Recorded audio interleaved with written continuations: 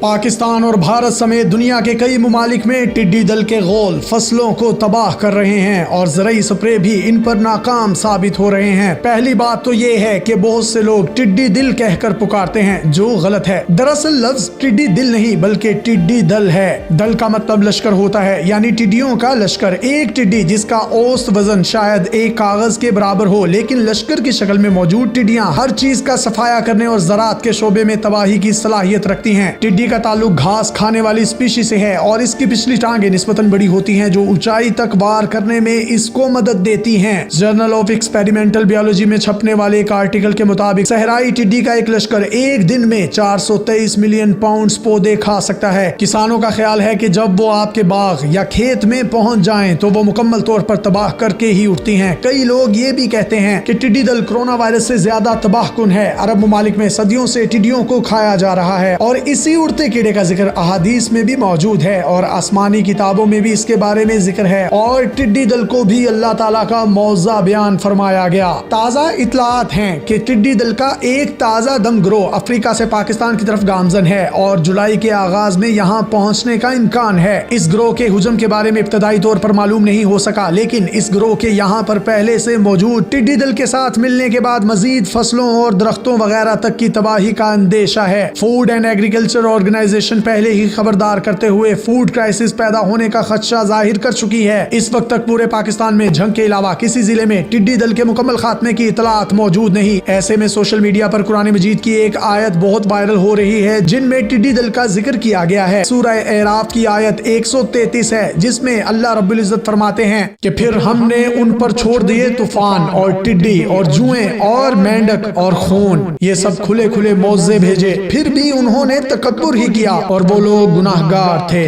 یہاں ہم اپنے ناظرین کو یہ بتا دیں کہ سورہ اعراف میں فرعون پر عذاب کا تذکرہ کیا گیا ہے۔ مذکورہ سورت کی 133ویں آیت کی تفسیر میں مولانا شبیر احمد عثمانی نے اپنی تفسیر عثمانی میں یہ روایت نقل کی ہے۔ حضرت سعید بن جبیر سے منقول ہے کہ جب فرعون نے موسیٰ علیہ السلام کے اس مطالبے جس میں انہوں نے بنی اسرائیل کی آزادی کا کہا تھا قبول نہ کیا تو حق تعالیٰ نے بارش کا طوفان بھیجا جس سے کھیتوں کی تباہی کا اندیشہ پیدا ہو گیا۔ آخر انہوں نے گھبرا کر موسیٰ علیہ السلام سے درخواست کی کہ تم اپنے خدا سے کہہ کر یہ طوفان دور کروا دو تو ہم بنی اسرائیل کو آزادی دے کر تمہارے ساتھ روانہ کر دیں گے۔ موسیٰ علیہ السلام کی دعا سے بارش بند ہو گئی اور بجائے نقصان کے پیداوار بہت کثرت سے ہوئی۔ فرعون کے لوگ عذاب سے بے فکر ہو کر اپنے عہد پر قائم نہ رہے۔ تب اللہ تعالیٰ نے تیار کھیتوں پر ٹڈی دل بھیج دیا جسے دیکھ کر فرعون کی قوم پھر گھبرائی کہ یہ نئی آفت کہاں سے آ گئی۔ پھر موسیٰ علیہ السلام سے درخواست کی اور پختہ وعدے کیے کہ اگر یہ عذاب ٹل گیا تو ہم ضرور بنی اسرائیل کو آزاد کر دیں گے۔ جب یہ عذاب بھی اٹھا لیا گیا تو پھر مطمئن ہو گئے اور سب وعدے فراموش کر دیے۔ آخر جس وقت غلہ اٹھا کر مکانوں میں بھر لیا تو خدا کے حکم سے غلے میں گھن لگ گیا۔ پھر موسیٰ علیہ السلام سے دعا کروائی اور بڑے پکے عہد و پیما کیے، لیکن جہاں وہ حالت ختم ہوئی بدستور سابق سرکشی اور بدعہدی کرنے لگے تو خدا نے ان کا کھانا اور پینا بے لطف کر دیا۔ مینڈک اس قدر پیدا کر دیے گئے کہ ہر کھانے اور برتن میں مینڈک نظر آتا تھا۔ جب بولنے یا کھانے کے لیے منہ کھولتے مینڈک چھلانگ لگا کر منہ میں پہنچ جاتا تھا، اور ویسے بھی اس جانور کی کثرت نے رہنا مشکل کر دیا۔ ادھر پینے کے لیے جو پانی لینا چاہتے تھے وہی خدا کے حکم سے برتن میں پہنچ کر خون بن جاتا تھا۔ غرض کھانے پینے تک سے عاجز ہو رہے تھے، لیکن اس پر بھی ان کی شیخی برقرار تھی۔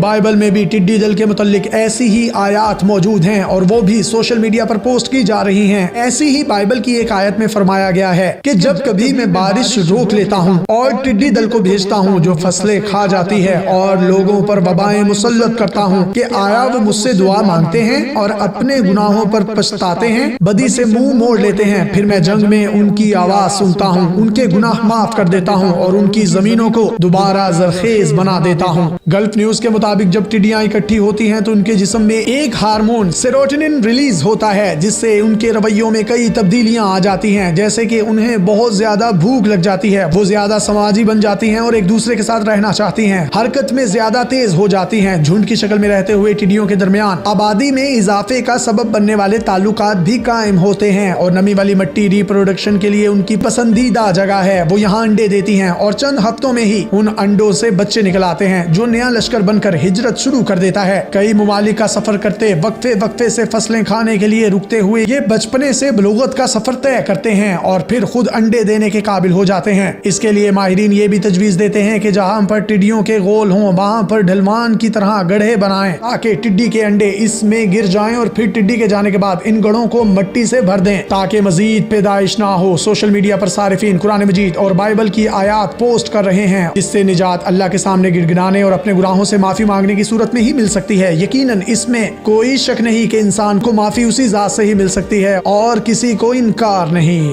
मजीद इस तरह की वीडियोस हासिल करने के लिए आप हमारा पेज डेली पाकिस्तान भी लाइक कीजिए।